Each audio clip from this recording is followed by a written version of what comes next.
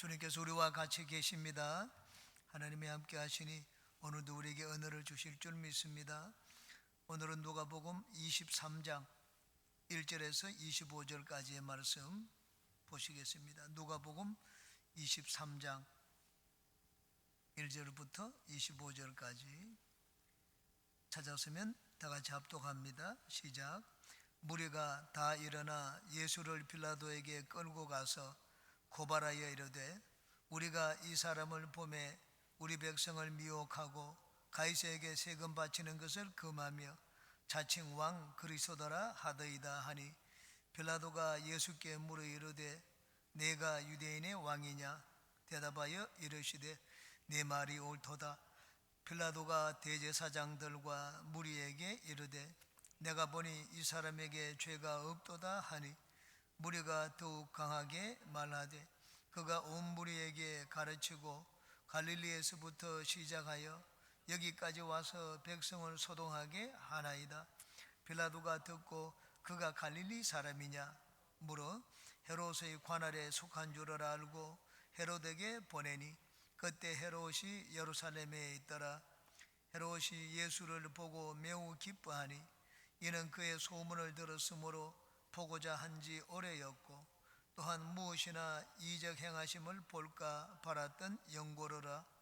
여러 말로 물으나 아무 말도 대답하지 아니하시니 대제사장들과 서기관들이 서서 힘써 고발하더라. 헤롯이 그 군인들과 함께 예수를 업신여기며 희롱하고 빛난 옷을 입혀 빌라도에게 도로 보내니 헤롯과 빌라도가 전에는 원수였으나 당일에 서로 친구가 되니라.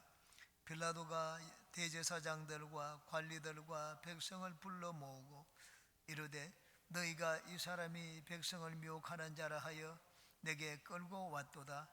보라 내가 너희 앞에서 신문하였으되 너희가 고발하는 일에 대하여 이 사람에게서 죄를 찾지 못하였고 헤롯이 또한 그렇게 하여 그를 우리에게 도로 보내었도다. 보라 그가 행한 일에는 죽일 일이 없느니라. 그러므로 때려서 놓겠노라. 무리가 일제히 소리 질러 이르되 이 사람을 없이하고 바라바를 우리에게 놓아 주소서 하니 이 바라바는 성중에서 일어난 밀란과 살인으로 말미암아 옥에 갇힌 자르라. 빌라도는 예수를 놓고자 하여 다시 그들에게 말하여 그들은 소리 질러 이르되 그를 십자가에 못 박게 하소서 십자가에 못 박게 하소서 하는지라. 빌라도가 세 번째 말하되 이 사람이 무슨 악한 일을 하였느냐? 나는 그에게서 죽일 죄를 찾지 못하였나니 때려서 놓으리라 하니 그들이 큰 소리로 재촉하여 빌라도에게 못 박기를 구하니 그들의 소리가 이긴지라. 이에 빌라도가 그들이 구하는 대로 하기를 언도하고 그들이 요구하는 자 곧 밀란과 살인으로 말미암아 옥에 갇힌 자를 놓아주고 예수는 넘겨주어 그들의 뜻대로 하게 하니라. 아멘.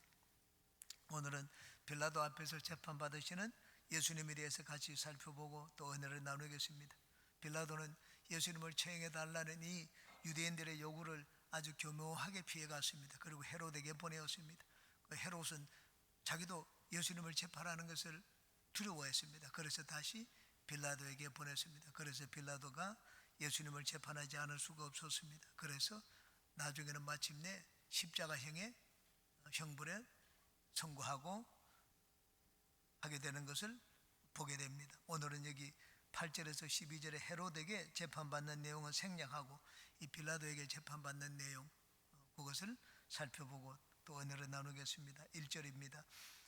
우리가 다 일어나 예수를 빌라도에게 끌고 가서 새벽에 이들은 공회로 소집을 했습니다. 그리고 최종적으로 밤새도록 우리가 신문에서 이 사람은 죽일 죄를 지었다.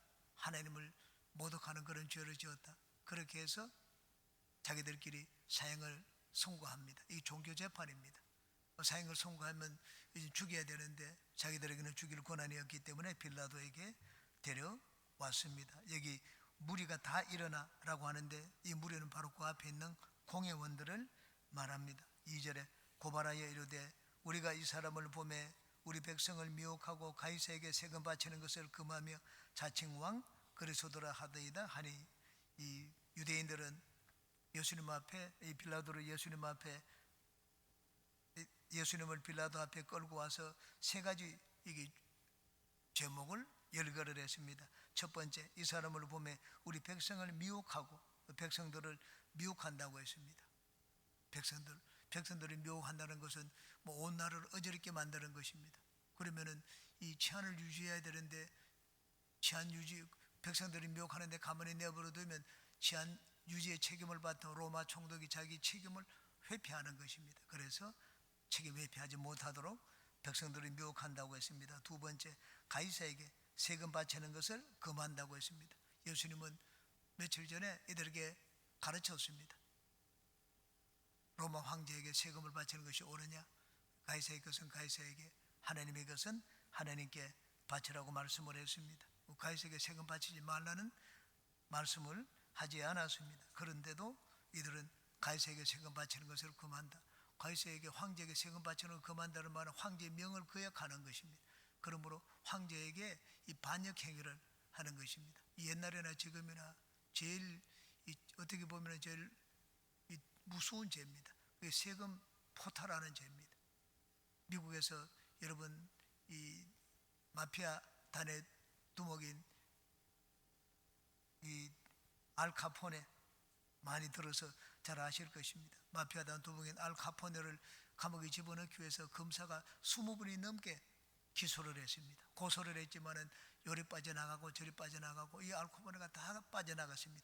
마지막에 알카포네를 잡아넣은 제목이 있습니다. 세금 포탈입니다.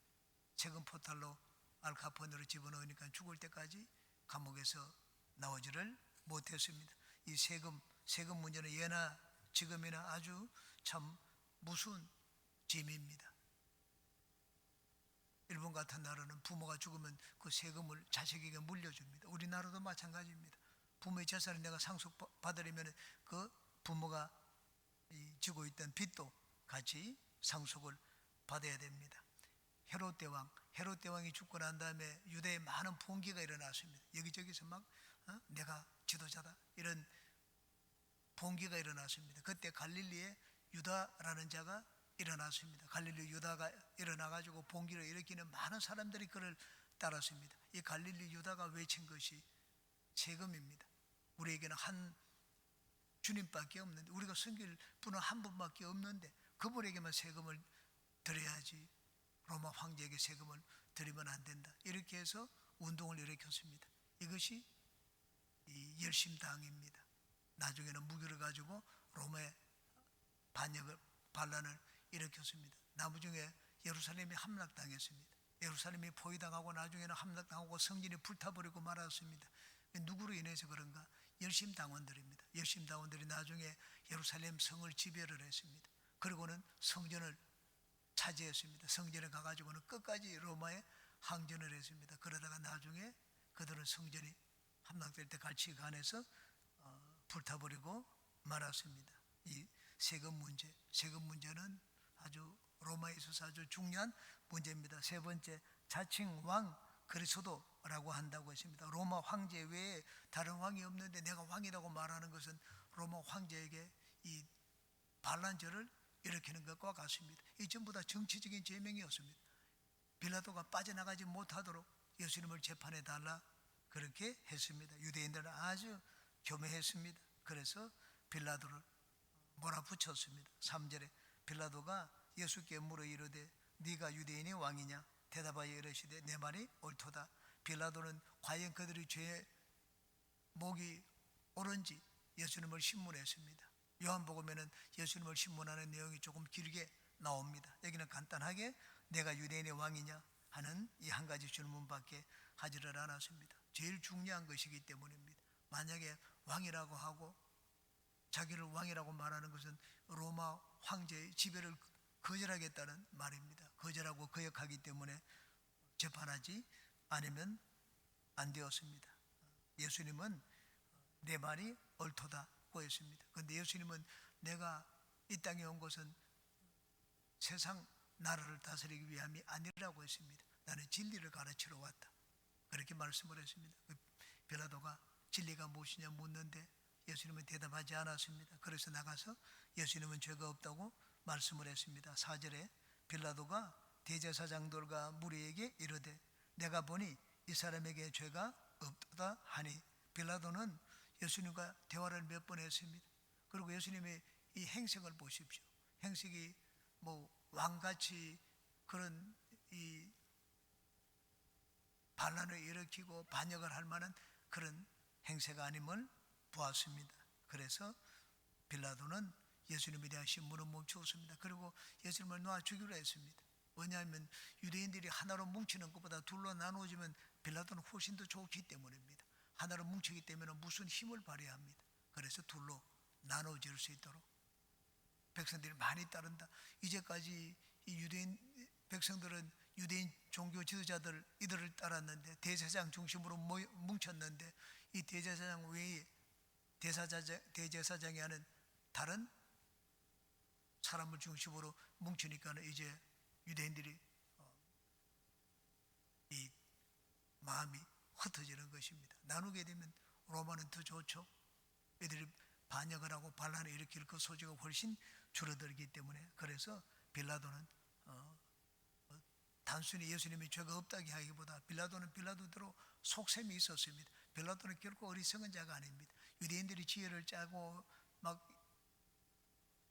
일을 꾸며가지고 예수님을 재판해 달라고 하는데 빌라도가 그냥 순순히 그렇게 알았어요, 그렇게 재판해주는 그런 빌라도가 아니었습니다. 5절에 무리가 더욱 강하게 말하되 그가 온 유대에서 가르치고 갈릴리에서부터 시작하여 여기까지 와서 백성을 소독하게 하나이다.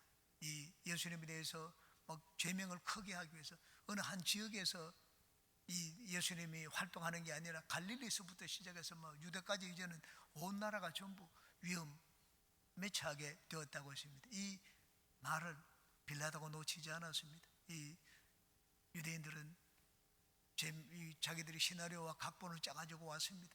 이렇게 해서 안 되면 제2안을 내어놓고 제2안 가지고 안 되면 또 제3안을 내어놓고 시나리오를 짜가지고 빌라도에게 왔습니다. 그래서 예수님의 제목을 더 크게 하기 위해서 갈릴리에서부터 시작을 해서 이 말을 했습니다. 빌라도는 이 말을 놓치지를 않았습니다.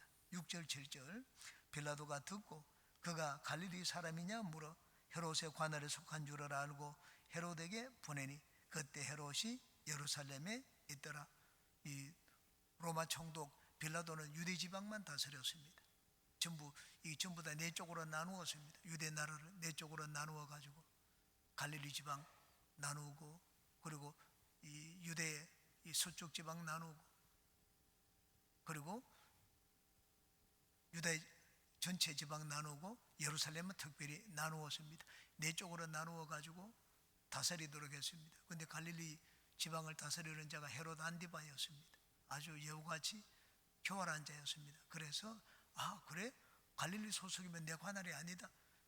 헤롯은 또 자기 아내가 유대인이기 때문에 명절이 되면 명절을 지내기 위해서 예루살렘으로 올라왔습니다. 예루살렘으로 올라오면 거기 헤롯 궁이 있습니다.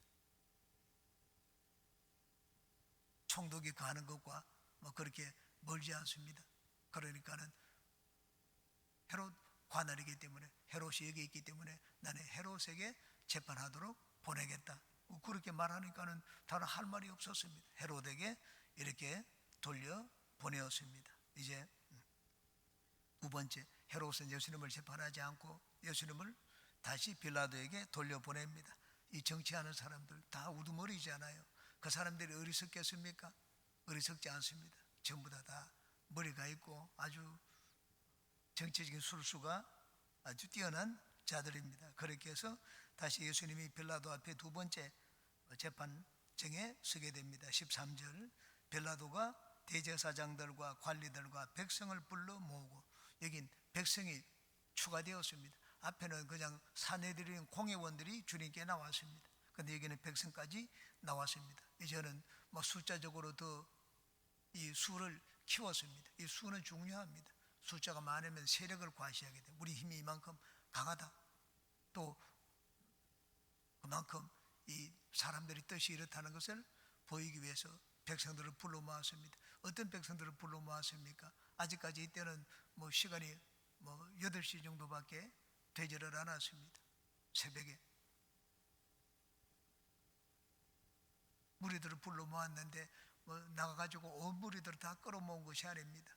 자기들의 편을 모은 것입니다. 다 제사장 그 소속된 자들도 있지 않습니까? 그래서 그들과 관계된 자들을 다 나오라고 했습니다. 여러분 민주당과 뭐 이 국민의힘 우리 정당들이 막 정치 활동을 벌일 때 다른 사람을 끌어모으지 않습니다. 전부 자기 편 사람들을 모읍니다. 민주당은 민주당 사람 모으죠. 국민의힘은 국민의힘 사람 모으죠. 그냥 일반 모든 백성들에게 얘기를 하지 않습니다. 애교도 마찬가지입니다. 자기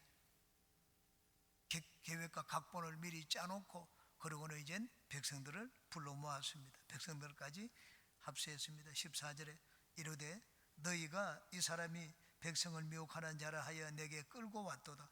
보라 내가 너희 앞에서 신문하였으되 너희가 고발하는 일에 대하여 이 사람에게서 죄를 찾지 못하였고 베드로는 두 번째 신문하였지만은 죄를 찾지 못했다고 그들에게 얘기를 합니다. 누구도 예수님을 재판하는 것을 두려워했습니다. 전부 예수님을 뭐 사형 재판하고 처형하고 하는 일에 자기가 그 일에 엮이지 않기를 원했습니다. 그리고 빌라도는 너희가 고발하는 일에 대하여 이 사람에게서 죄를 찾지 못하였다. 이 사람을 보니까 종교적인 문제를 얘기하더라. 유대인의 왕이라고 하는데 이 세상 왕, 세상 정부에 대해서 말하지 않더라고 했습니다. 종교적인 문제이기 때문에 종교적인 문제는 너희들이 얼마든지 처리할 수 있지 않느냐. 그래서 유대인들에게 다시 이 문제를 돌려 보내려고 했습니다. 15절에 헤롯이 또한 그렇게 하여 그를 우리에게 도로 보내었도다. 보라 그가 행한 일에는 죽일 일이 없느니라. 헤롯도 보니까 이 사람 정치적인 그런 죄가 없다고 판단하지 않았느냐. 갈릴리 사람인데도 불구하고 헤롯이 다 놓아주지 않았느냐. 나도 보니까 이 사람이 그런 정치적인 죄를 짓지 않았다. 그래서 나도 이 사람을 놓아주겠다. 그렇게 얘기를 했습니다. 16절에 그러므로 때려서 놓겠느라. 뭐 죽이지 않고 뭐 퇴장 정도 매를 주어서 그냥 풀어주겠다. 그렇게 얘기를 했습니다. 18절에 무리가 일제히 소리질러 이르되 이 사람을 없이하고 바라바를 우리에게 놓아주소서 하니 유대인의 명절이 되면 한 사람을 놓아주는 그런 이 전례가 있습니다. 특별 사면이죠. 내가 바라바를 특별 사면 시켜주겠다고 했습니다. 바라바는 얼마 전에 잡혀왔습니다. 밀란이 일어나가지고 난동을 일으켰습니다. 전에 오는 얘기에 하면 이 바라바가 바로 열심당원입니다. 칼을 들고 독립운동을 하는 자입니다. 로마는 그런 자들을 내버려 두면 안 되죠. 그래서 이를 잡아 가두었습니다. 유대인들의 편에서 보면은 이들은 오직 유대인의 하나님을 위하는 자였습니다. 그래서 바라바를 풀어달라고 얘기를 했습니다. 바라바는 이름 그대로 앞에 바자는 아들이라는 뜻입니다. 뒤에 아바는 아빠를 부를 때 아바라고 합니다. 바아바는 아빠의 아들이라는 뜻입니다. 아빠의 사랑스러운 아빠의 아들. 어릴 때부터 아주 사랑을 많이 받고 자란 그들은 이 자녀일 수가 있습니다. 19절에 이 바라바는 성중에서 일어난 밀란과 살인으로 말미암아 옥에 갇힌 자르라. 20절에 빌라도는 예수를 놓고자 하여 다시 그들에게 말하되 빌라도는 예수님을 놓아주기 원했습니다. 왜냐하면 죽일 죄가 없었기 때문입니다. 그리고 여러분 아무리 정치적인 권력을 가진 자가 자기 마음대로 하지만은 무고한 자를 심판하고 옥에 보내가지고 자기에게 유익한 것이 있겠습니까? 요한복음에 보면은 빌라도의 아내가 꿈을 꿨습니다. 밤에 꿈을 꿔가지고 이 사람은 의로운 사람이니까 이 사람에게 손을 대지 않는 것이 좋겠다. 그렇게 남편에게 조언을 했습니다. 아내의 그런 말도 있고 해가지고 빌라도는 어떻게 해서든지 이 예수님을 놓아주기를 원했습니다. 특별 3인이라도 해서 놓아주기를 원했습니다. 그렇지만은 유대인들은 아주 완강했습니다. 그리고 빌라도를 마침내 궁지에 몰아넣을 수 있다고 생각을 했습니다. 21절에 그들은 소리질러 이르되 그를 십자가에 못 박게 하소서, 십자가에 못 박게 하소서 하는지라. 이들은 소리를 질렀습니다. 바라보러 놓아주고 예수님은 십자가에 못 박으라고 외쳤습니다. 여러분, 오늘날도 여러분 이 노조에서 운동하고 집회를 하고 하는 걸 우리는 뉴스에서 봅니다. 무서울 정도로 그는 구호를 외칩니다. 구호를 외치는데 계속 동일한 구호를 외칩니다.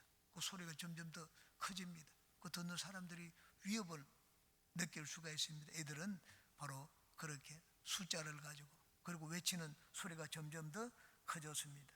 소리질러 이르되, 이 뒤에 보면 이젠 이들의 외침을 빌라도가 이기지를 못했습니다. 22절에 빌라도가 세 번째 말하되 이 사람이 무슨 악한 일을 하였느냐, 나는 그에게서 죽일 죄를 찾지 못하였나니 때려서 놓으리라 하니, 첫 번째 말한 것처럼 때려서 놓겠다고 얘기를 했습니다. 죽일 죄를 찾지 못했다. 사형에 해당하는 죄가 아니라고 했습니다. 로마의 반란을 일으킨 것도 아니고, 로마 황제 세금 바치지 말라고 한 것도 아니고, 다 들어서 잘 알고 있습니다. 가이사에게서는 가이사에게 바치라고 했기 때문에 황제에게 반란을 행한 것이 아니라는 것을 알고 있었습니다. 예수님의 가르침은 이 정치적인 의도가 없다는 것을 알았습니다.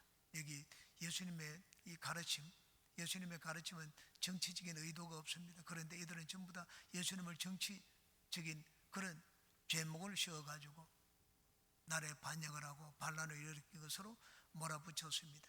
오늘날 신학을 하는데 이 예수님의 가르침을 정치적으로 해석하는 신학이 있습니다. 흔히 말해서 해방신학입니다. 이 해방신학이 꽃을 피운 곳이 있습니다. 남미입니다. 남아메리카. 그 남미에 들어가서 해방신학이 꽃을 피웠습니다. 그래서 백성들을 선동을 했습니다. 무리들을 선동을 해가지고 예수님의 가르침은 이 사회를 체제를 변혁시키고 이 정치적인 것이기 때문에 우리가 그냥 가만히 듣고 고분고분 순종하면 안 된다고 했습니다. 그래서 이 해방신학이 들어가서 남미를 전부 다 뒤집어 놓았습니다. 남미가 망했습니다. 세계에서 제일 잘 사는, 제일 부유한 재산을, 이 자연 자원을 가지고 있는데도 지금은 빚에 허덕이는 나라들이 되었습니다. 잘못된 신학이 들어갔기 때문입니다. 1960년대 이 해방신학이 한국으로 들어왔습니다. 한국으로 들어와 가지고는 이 도시산업선교라는 이름으로 이 공장에서 일하는 직공들에게 파고 들어갔습니다. 그 직공들에게 파고 들어가 가지고 예수님의 가르침, 이건 그냥 우리가 가만히 있으면 안 된다, 체제를 바꿔야 된다, 변혁시켜야 된다, 이런 운동을 하기 시작을 했습니다. 이 해방신학이 군데군데 뿌리를 내리고 있습니다. 오늘날 목사들이 좌파라고 말하는 것 전부 다 이들의 뿌리가 어디 있는가? 그들의 뿌리가 해방신학입니다. 예수님의 가르침은 정치적인 것이다. 이렇게 해서 사회를, 체제를 변혁시키고 사회를 뒤바꿔 놓아야 된다, 그렇게 주장을 했습니다. 여기 그러나 빌라도는 예수님의 가르침에서 나는 그런 죄목을 찾지 못하겠다고 말을 했습니다. 그래서 때려서 놓겠다고 얘기를 했습니다. 23절에 그들이 큰 소리로 재촉하여 십자가에 못 박기를 구하니 그들의 소리가 이긴지라. 소리가 이겼다고 했습니다.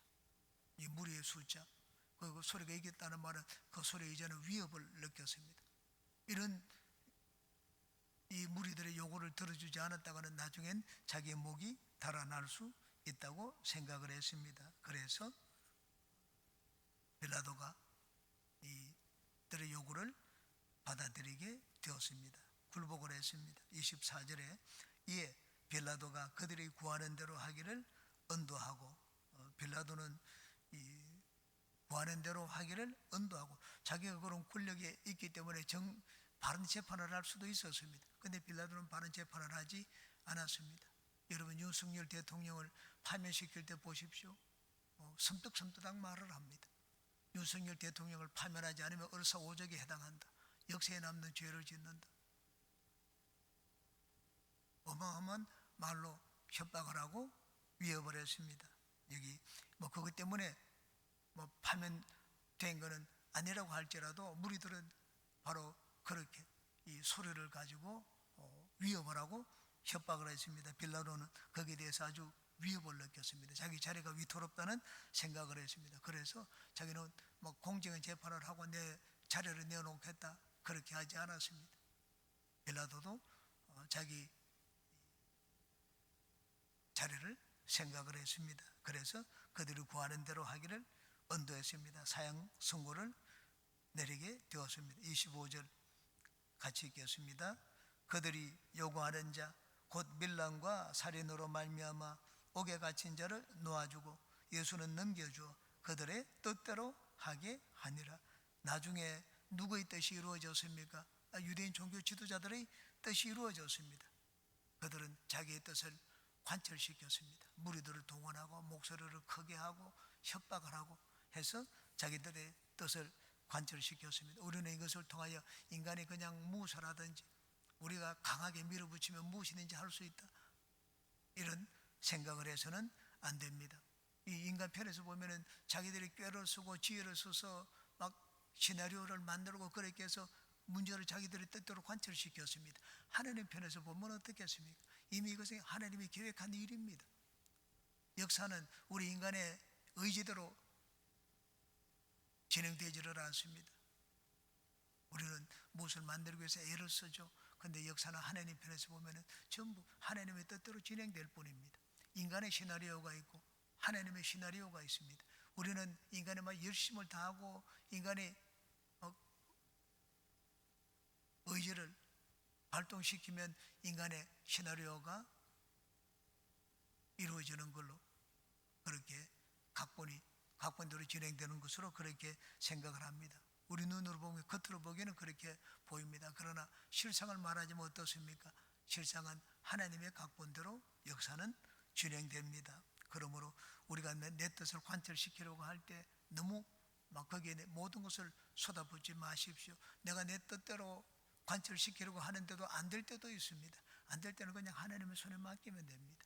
역사는 누구의 뜻대로 진행되는가? 인간의 의지대로 역사가 진행되지 않습니다. 하나님의 뜻대로 진행됩니다. 우리는 이것이 바랐다고 생각하면 난 그것을 이루기 위해서 또 그것을 실행하기 위해서 내가 할 수 있는 최선을 다해야 됩니다. 그런데 내가 최선을 다한다고 해서 내 뜻대로 역사가 진행되지는 않을 때도 있습니다. 그럴 때는 우리는 하나님의 손에 맡겨야 됩니다. 모든 것은 하나님의 뜻대로 진행됩니다. 잘 되는 것도 하나님의 뜻대로 진행되는 것이고 잘 못 되는 것도 하나님의 뜻대로 진행됩니다. 그러므로 우리는 내 뜻대로 인생에 굴러가지 않는다고 할지라도 그것에 너무 원망하지 말아야 됩니다.